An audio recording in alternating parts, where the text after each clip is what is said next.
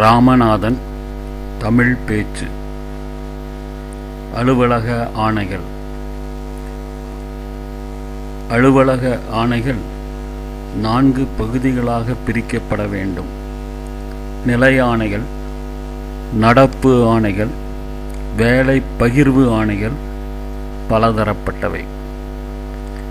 இவை குறிப்பு கோப்புடன் பராமரிக்கப்பட வேண்டும்.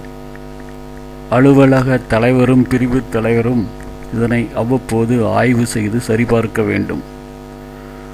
3 மாதத்திற்கொரு முறை தேவையற்ற ஆணைகள் நீக்கப்பட வேண்டும். பிரிவு தலைவர் அல்லது சம்பந்தப்பட்ட இருக்கை பொறுப்பாளர் அலுவலக தலைவரின் சரிபார்த்தலுக்கு பிற பதிவேடுகளுடன் இதனை சமர்ப்பிக்க வேண்டும். குறைகள் ஆய்வு குறிப்பு கோப்பில் எழுதப்பட்டு அவை உடனடியாக சரி செய்யப்பட வேண்டும். வேலை பகிர்வு ஆணை ஒவ்வொரு இருக்கைக்கான வேலைகளை நிர்ணயித்து வெளியிடப்படல் வேண்டும்.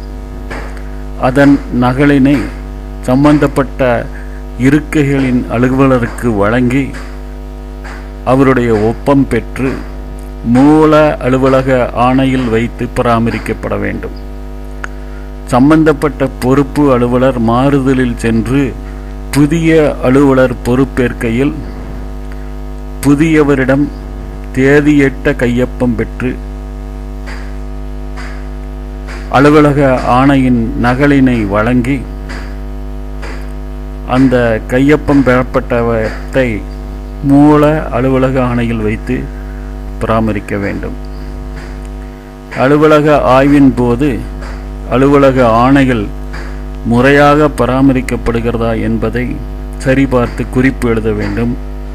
குறைகள் எழுதப்பட்டால் அவை உடனடியாக நிவர்த்தி செய்யப்பட வேண்டும்.